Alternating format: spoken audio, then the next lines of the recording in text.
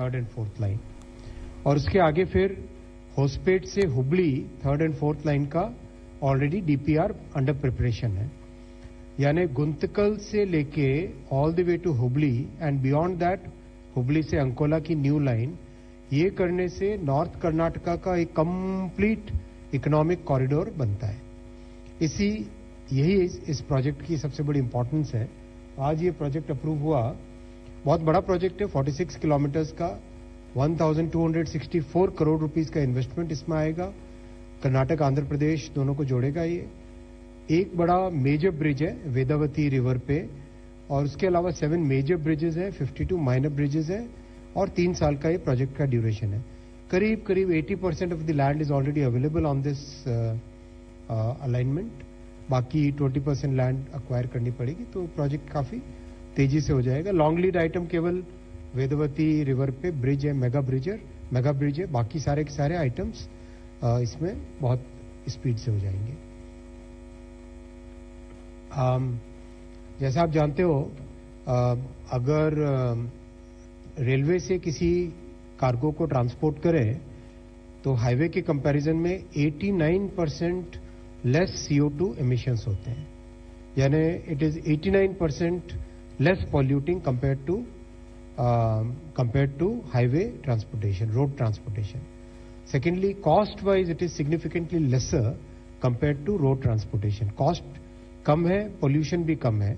That's why दुनिया में बहुत सारे देशों ने रेलवे को प्रायोरिटी दी है, और माननीय प्रधानमंत्री श्री नरेंद्र मोदी जी ने 2014 में जिम्मेदारी लेने के बाद से कंप्लीट रेलवे सेक्टर को ओवरहॉल करने का, ट्रांसफॉर्म करने का लगातार प्रयास चल रहा है. जैसा कि आप जानते हैं, रेलवे इज नाउ 99.6% इलेक्ट्रिफाइड, और वर्ल्ड का largest electrified railway network Bharat बन गया है. और परसेंटेज टर्म्स में देखो तो स्विट्जरलैंड के बाद में सेकंड नंबर पे है. स्विट्जरलैंड इज 100% और इंडिया इज 99.6%. हालांकि स्विट्जरलैंड का railway network is just about 5,000 kilometres, 5,000 kilometre उनका रेलवे नेटवर्क है, और भारत का 1,35,000 किलोमीटर का ट्रैक किलोमीटर्स का रेलवे नेटवर्क है. तो कंपैरिजन अगर करो, और उसके बाद में चाइना आता है नंबर 3 पे. चाइना इज अबाउट 80 के आसपास परसेंट है, और उसके बाद में फिर कई कंट्रीज आती हैं. तो overall our countries performance on green transportation has been very good. और अभी तो recently hydrogen train has done very well, as all of you aware. पिछले 17 जुलाई को माननीय प्रधानमंत्री जी ने हाइड्रोजन ट्रेन जींद से इनॉग्रेट की थी. कल या रादर आज सुबह तक इसके 1000 किलोमीटर्स फ्लॉलेस कंप्लीट हो गए. 1000 kilometres of hydrogen train running without any issues. शुरू का पीरियड बहुत इंपॉर्टेंट होता है ट्रेन के कॉमर्शियल रन में, तो we are very vigilant over each and every parameter. We are measuring about some 130 odd parameters continuously हम मेजर कर रहे हैं. उसमें कैसा उसका बिहेवियर है, किस तरह के उसके पैरामीटर्स के वैल्यूज आ रहे हैं, वो सब चीजें मेजर कर रहे हैं. तो इस प्रोजेक्ट से 16 मिलियन टन जो एक्स्ट्रा कार्गो आएगा, that is equivalent to planting 27 lakh trees. यानी 27 लाख ट्रीज अगर हम लगाते, उससे जितना कार्बन डाइऑक्साइड सिक्वेस्टर होता, कम होता, एटमॉस्फेयर से एब्जॉर्ब होता, उतना इस रेलवे लाइन के बनाने से कार्बन डाइऑक्साइड ट्रांसपोर्टेशन सेक्टर से कम होगा. So that's why it is equivalent to planting 27 lakh trees.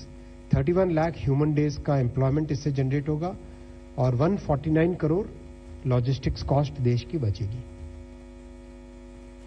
Second मैं पॉइंट आता हूं, भव्य रसायन स्कीम. हम सब जानते हैं कि इकोनॉमी में there are certain industries which are foundational industries. जैसे steel industries a foundational industry, chemical industry is a foundational industry, semiconductor industry is a foundational industry. Foundational industry का importance इसलिए होता है that foundational industry supplies material to many other industries. अगर आपके पास देश में एक फाउंडेशन इंडस्ट्री स्ट्रांग है, तो उस फाउंडेशन इंडस्ट्री पे you can build many other industries. Chemical is one of those industries जिसमें if you have that industry in your country, then you can have multiple other industries which are based upon chemical industry. So that's why माननीय प्रधानमंत्री जी ने इस industry पे बहुत ध्यान देके भव्य रसायन स्कीम बनाई है। भव्य रसायन स्कीम का बेसिक थीम है plug and play chemical parks.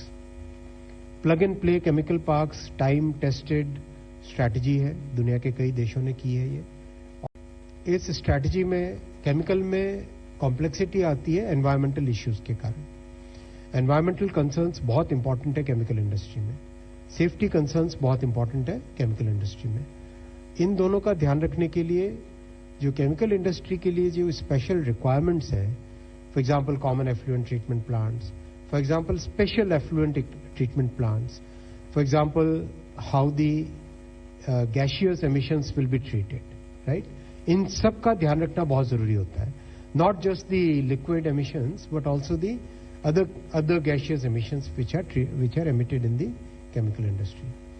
Then safety becomes very important because workers की safety और इसके अलावा जो भी आसपास लोग रहते हैं, जो भी काम उस एरिया से जुड़े हैं, उन सब की सेफ्टी। इन सब को ध्यान में रखते हुए 3 डेडिकेटेड केमिकल पार्क्स बनाए जाएंगे।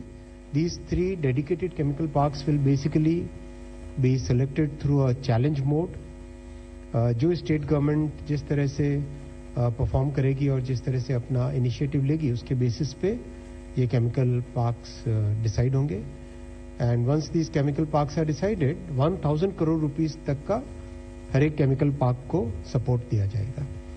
And support will basically be in the form of common infrastructure